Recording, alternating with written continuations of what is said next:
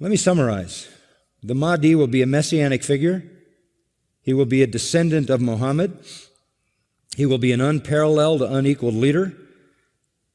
He will come out of a crisis of turmoil. He will take control of the world. He will establish a new world order. He will destroy all who resist him. He will invade many nations. He will make a 7-year peace treaty with the Jews. He will conquer Israel and massacre the Jews. He will establish Islamic world headquarters at Jerusalem. He will rule for 7 years, establish Islam as the only religion. He will come on a white horse with supernatural power. He will be loved by all people on earth. If that sounds familiar, that is a precise description of the biblical Antichrist. Absolutely, step by step by step by step. The Bible's Antichrist is their Mahdi. We know that the rider on the white horse in Revelation 6 is the Antichrist. They use that verse to describe their Mahdi.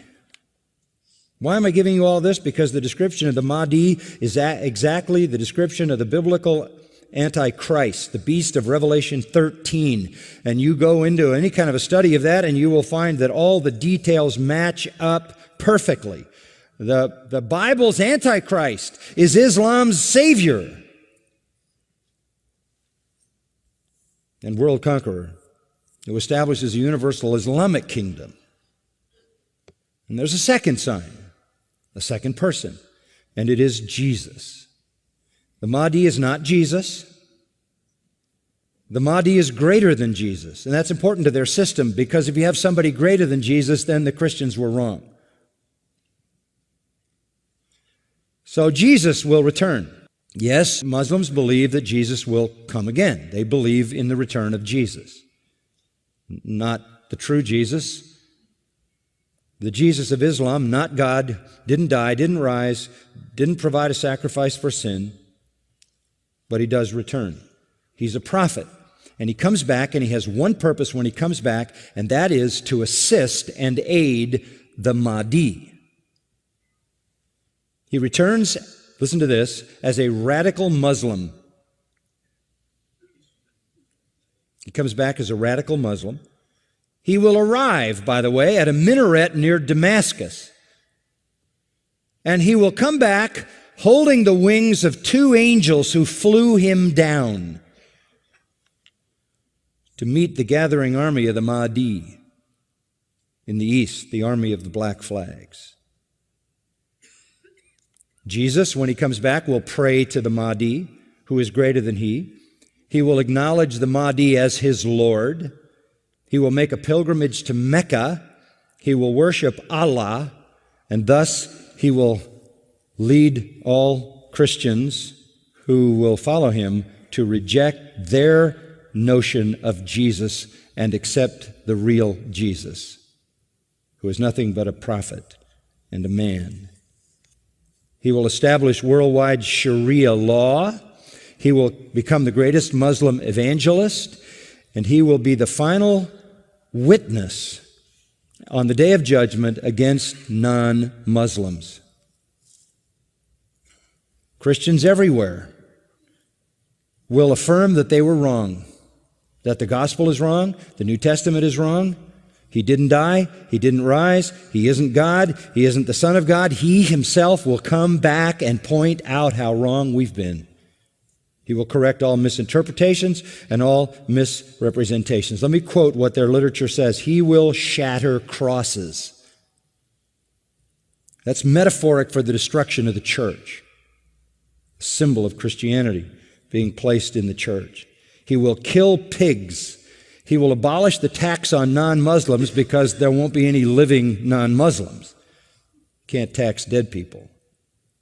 And then he will do one more thing. He will kill the Islamic Antichrist. He will kill the Islamic Antichrist. Then he will die and be buried by Muhammad, but not until he has destroyed Christianity by revealing who he really is. Who is this?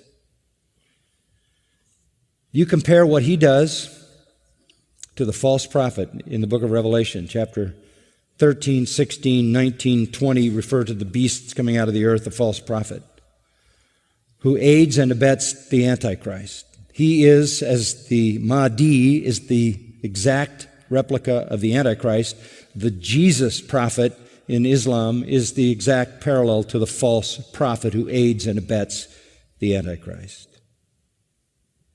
One of their writings says he espouses the cause of the Mahdi. He is the Mahdi's executioner. He is the Mahdi's enforcer. He is the Mahdi's prophet. And it is he who kills the Antichrist. That leads me to the third person. The Antichrist will show up.